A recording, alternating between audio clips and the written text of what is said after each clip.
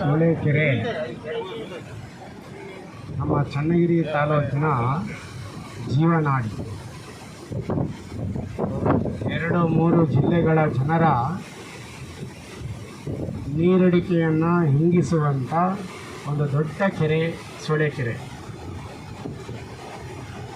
ಮಳೆಗಾಲದಂಥ ಸಂದರ್ಭದಲ್ಲಿ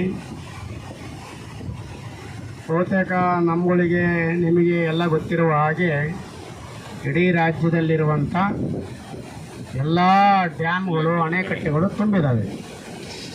ಜೊತೆಗೆ ಕೆರೆ ಕಟ್ಟೆಗಳು ತುಂಬಿದ್ದಾವೆ. ಅದೇ ಸೂಳೆಕೆರೆ ಇನ್ನೂ ತುಂಬಲಿಕ್ಕೆ ಅವಕಾಶ ಆಗಿಲ್ಲ.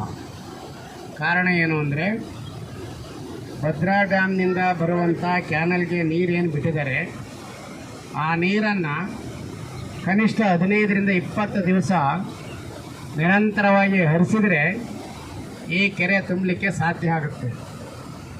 ಬಹುತೇಕ ಮಾರ್ಚ್ ತಿಂಗಳು, ಏಪ್ರಿಲು, ಮೇ ತಿಂಗಳಲ್ಲಿ 3 ತಿಂಗಳಲ್ಲಿ ಬೇಸಿಗೆಯಂಥ ಸಂದರ್ಭದಲ್ಲಿ ನಮ್ಮ ಭಾಗದ ರೈತರು ಬಹಳಷ್ಟು ಕಷ್ಟ, ನೋವು, ದುಃಖ, ಸಮಸ್ಯೆಯನ್ನು ಎದುರಿಸಿದರು. ಏನಾದರೂ ಮಾಡಿ ನೀರಲ್ಲಿ ಬಿಡಿಸ್ಬೇಕು ಅಂತೇಳಿ ಇದೇ ಸೂಳೆಕೆರೆಯ ಸಿದ್ದೇಶ್ವರ ದೇವಸ್ಥಾನದ ಮುಂದೆ ಧರಣಿಯನ್ನು ಕುಂತಿದ್ರು. ಆ ಸಂದರ್ಭದಲ್ಲಿ ನಮ್ಮಗಳನ್ನು ಎಲ್ಲರನ್ನೂ ಕರೆಸಿ ಇದಕ್ಕೆ ನೈತಿಕವಾದಂಥ ಬೆಂಬಲ ಬೇಕು ಅಂತೇಳಿ ನಾವೆಲ್ಲರೂ ಕೂಡ ಬಂದು ಭಾಗವಹಿಸಿದ್ವಿ. ಈಗ ಯಥೇಚ್ಛವಾಗಿ ನೀರು ಬರ್ತಾ ಇದೆ. ಆ ನೀರನ್ನು ನಾವು ಸದುಪಯೋಗ ಪಡಿಸ್ಕೊಳ್ಳೋದಲ್ಲೇ ಹೋದರೆ, ಈಗ ಏನು ತುಂಗಭದ್ರಾ ಡ್ಯಾಮಿನ ಕತೆ ಏನಾಗ್ತಾಯಿದೆ, ಒಂದು ಗೇಟು ಪೂರ್ತಿ ಹೋಗಿದೆ. ಈಗ ಆ ನೀರೆಲ್ಲ ಪೂರ್ತಿ ಸಮುದ್ರದ ಪಾಲಾಗುತ್ತೆ. ಸಮುದ್ರದ ಪಾಲಾಗೋದಕ್ಕಿಂತಲೂ ನಮ್ಮ ಪಾಲಿನ ನೀರನ್ನು ನಾವೇ ಬಳಸಿಕೊಳ್ಳುವಂಥ ವ್ಯವಸ್ಥೆಯನ್ನು ಮಾಡ್ಕೋಬೇಕು ಅನ್ನೋದಾದರೆ, ನಾವು ಹೇಗೆ ಸೂಳೆಕೆರೆ ದೇವಸ್ಥಾನದ ಮುಂದೆ ಧರಣಿಯನ್ನು ಮಾಡಿದ್ದೀವೋ ಅದೇ ರೀತಿಯಾಗಿರ್ತಕ್ಕಂಥ ಭಾವನೆಯನ್ನು ಇಟ್ಕೊಂಡು ಈ ಭಾಗದ ಎಲ್ಲ ರೈತರುಗಳು ಬಂದು ಈ ಕೆರೆಗೆ ನೀರನ್ನು ನಿರಂತರವಾಗಿ ಮಳೆಗಾಲ ನಾಳೆ ಮುಗಿಯೋದ್ರೊಳಗಾಗಿ ತುಂಬಿಸ್ಕೊಂಡ್ರೆ ಬಹುತೇಕ ಇನ್ನು 2 ವರ್ಷಗಳ ಕಾಲ ಯಾವುದೇ ಸಮಸ್ಯೆಗಳು ಬರಲಿಕ್ಕೆ ಸಾಧ್ಯ ಇಲ್ಲ. ಹೀಗಾಗಿ ಯಾವ ರೈತರನ್ನು ಇದಕ್ಕೆ ಉದಾಸೀನ ಮಾಡಬಾರ್ದು. ಜೊತೆಗೆ ಇದನ್ನು ಕರೀಲಿಕ್ಕೆ ಯಾವುದೇ ನೆಂಟರ ಮನೆ ಅಲ್ಲ, ಇದು ಎಲ್ಲ ನಾವೇ ವಾಲಂಟ್ರಿ ತಿಳ್ಕೊಂಡು ಬರಬೇಕಾಗಿರೋ ಕೆಲಸ. ಇದು ನಮಗೆ ಕರೆದಲ್ಲ, ನಮಗೆ ಗೊತ್ತಿಲ್ಲ ಅಂತ ಹೇಳಿದ್ರೆ ಇವತ್ತಿನ ಈ ವಾಟ್ಸಪ್ ಯುಗದಲ್ಲಿ, ಸಾಮಾಜಿಕ ಜಾಲತಾಣಗಳ ಯುಗದಲ್ಲಿ ಎಲ್ಲರಿಗೂ ಗೊತ್ತಾಗುವ ರೀತಿಯಲ್ಲಿ ಮಾಹಿತಿಯನ್ನು ಕೊಟ್ಟಿದ್ದಾರೆ. ನಾವೆಲ್ಲ ಕೂಡ ಭಾಗವಹಿಸಬೇಕು, ವಾಲಂಟ್ರಿ ಭಾಗವಹಿಸಬೇಕು. ಇದು ನೆಂಟಸ್ಥಾನ ಮಾಡೋದಾಗಿದ್ರೆ, ಬಂಧುತ್ವ ಬೆಳೆಸೋದಾಗಿದ್ರೆ ಅವ್ರು ಕರಿಬೇಕು, ಇವ್ರು ಕರಿಬೇಕು ಅಂತಕ್ಕಂಥ ಭಾವನೆ ಬರಬೇಕು. ಆದರೆ ನಮ್ಮೆಲ್ಲರ ಜೀವನಾಡಿ ಆಗಿರೋದ್ರಿಂದ ನಮ್ಮೆಲ್ಲರಿಗೂ ಜವಾಬ್ದಾರಿ ಮತ್ತು ಕರ್ತವ್ಯನೂ ಇದೆ.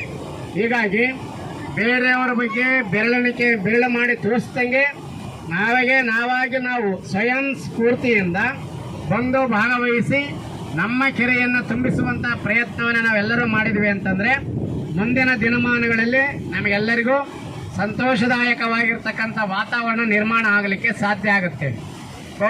ಬಹುತೇಕ ಎಲ್ಲ ಡ್ಯಾಮ್ಗಳು, ಎಲ್ಲ ಅಣೆಕಟ್ಟೆಗಳು ಕಂಪ್ಲೀಟ್ ಭರ್ತಿಯಾಗಿದ್ದಾವೆ. ನಮ್ಮ ಸೂಳೆಕೆರೆಯನ್ನು ಕೂಡ ಭರ್ತಿ ಆಗಬೇಕು ಅಂತಂದರೆ ನಾವೆಲ್ಲರೂ ಕೂಡ ಇದಕ್ಕೆ ಬೆಂಬಲವನ್ನು ಕೊಡಬೇಕು. ಜೊತೆಗೆ ಸ್ವಯಂ ಸ್ಫೂರ್ತಿಯಾಗಿ ಭಾಗವಹಿಸಿ ಈ ನೀರನ್ನು ಬಿಡಿಸುವಂಥ ಕೆಲಸನೂ ಆಗಬೇಕು. ಕೆನಲಿಂದ ಕೆರೆ ಒಳಗೆ ನೀರು ಏನು ಹೋಗ್ತಾ ಇದೆಯೋ ಆ ನೀರನ್ನು ಬಿಡಿಸುವಂಥ ಕೆಲಸ ಆಗಬೇಕು. ಇದು ಒಂದು ನಿರಂತರವಾಗಿ ಈ ನೀರು ನಿರಂತರವಾಗಿ 1 ತಿಂಗಳು ಹರಿತು ಅಂತಂದರೆ ಇಡೀ ಕೆರೆ ತುಂಬಿ ಕೋಡಿ ಬೀಳುವಂಥ ವ್ಯವಸ್ಥೆಗೆ ಬರುತ್ತೆ. ಹಾಗಾಗಿ ಇದೇನು ಸಾಮಾನ್ಯ ನೀರು ಹೋಗ್ತಾ ಇಲ್ಲ, ಆ ಎಲ್ಲ ನೀರು ಕೂಡ ಶೇಖರಣೆ ಆಯಿತು ಅಂತಂದರೆ ನಮ್ಮ ಸುತ್ತಮುತ್ತ ಇರ್ತಕ್ಕಂಥ ಏನು ನಮ್ಮ ತಾಲೂಕಿನ ಸುಮಾರು 72 ಹಳ್ಳಿಗಳಿಗೆ ಕುಡಿಯೋ ನೀರಿನ ವ್ಯವಸ್ಥೆನೂ ಆಗುತ್ತೆ. ಮತ್ತು ಮಲ್ಲಾಡಿಹಳ್ಳಿ, ಹೊಳಲ್ಕೆರೆ, ಚಿತ್ರದುರ್ಗಕ್ಕೆ, ಜಗಳೂರಿಗೆ, ದಾವಣಗೆರೆಗೆ, ಎಲ್ಲ ಚಳ್ಳಕೆರೆಗೂ ಎಲ್ಲ ನೀರು ಏನು ಕುಡಿಯೋ ನೀರು ಹೋಗ್ತಾ ಇದೆಯೋ ಅವರೆಲ್ಲರಿಗೂ ಅನುಕೂಲ ಆಗುತ್ತೆ. ಹಾಗಾಗಿ ಸಂಬಂಧಪಟ್ಟಂಥ ಎಲ್ಲ ರೈತರುಗಳು ಒಂದು ಮಾಹಿತಿಯನ್ನು ಗೊತ್ತಾದ ತಕ್ಷಣವೇ ಬಂದು ಭಾಗವಹಿಸೋದ್ರ ಜೊತೆಗೆ ನಾವು ಪಾಲ್ಗೊಂಡ್ರೆ ಬಹುತೇಕ ನಾವು ಸೂಳೆಕೆರೆಗೆ ಕೊಡುವಂಥ ಗೌರವ ಇದಾಗಿರುತ್ತೆ ಅನ್ನೋದನ್ನು ನಾವು ತಿಳ್ಕೊಳ್ಬೇಕು. ಕೇವಲ ನಮ್ಮ ಕೆಲಸ ಇದೆ, ನಾವು ಅಡಿಕೆ ಗಿಡಕ್ಕೆ ಹೋಗ್ಬೇಕು, ನಾವು ಅಡಿಕೆ ಬೇಯಿಸ್ಬೇಕು, ನಾವು ಅಡಿಕೆ ಒಣಗಿಸ್ಬೇಕು, ಅಲ್ಲೆಲ್ಲ ಕೂಲರ್ನ ಕರ್ಕೊಂಬರ್ಬೇಕು, ಇವನ್ನೆಲ್ಲವನ್ನು ಕಾರಣ ಹೇಳಿದ್ರೆ ನಮ್ಮಗಳಿಗೂ ನಮ್ಮದೇ ಆದಂಥ ಕೆಲಸದ ಒತ್ತಡ ಕಾರ್ಯಗಳು ಇದ್ದೇ ಇರ್ತವೆ.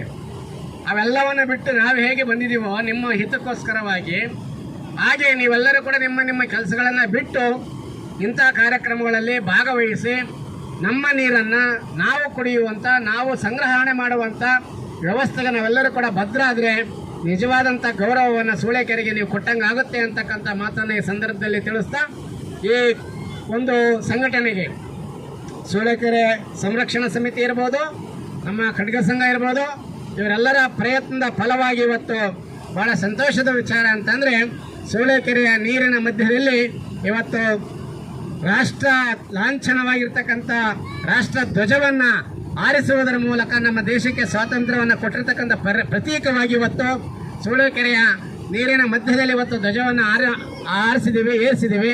ಹಾಗಾಗಿ ಅದೆಲ್ಲದೂ ಕೂಡ ತುಂಬ ಸಂತೋಷ ಮತ್ತು ಸಡಗರ ಪಡುವಂಥ ಒಂದು ಸಂಭ್ರಮದ ಆಚರಣೆ. ಹಾಗಾಗಿ ನೀವೆಲ್ಲರೂ ಕೂಡ ಇಂಥ ಕಾರ್ಯಕ್ರಮಗಳಲ್ಲಿ ಭಾಗವಹಿಸಿದರೆ ಮತ್ತಷ್ಟು ಇದಕ್ಕೆ ಸಂಘಟನೆ ಬರಲಿಕ್ಕೆ ಸಾಧ್ಯ ಆಗುತ್ತೆ ಅಂತಕ್ಕಂಥ ಮಾತನ್ನು ಹೇಳ್ತಾ ನಮ್ಮ ಮಾತುಗಳನ್ನು ಮುಗಿಸ್ತಾ ಇದ್ದೇವೆ.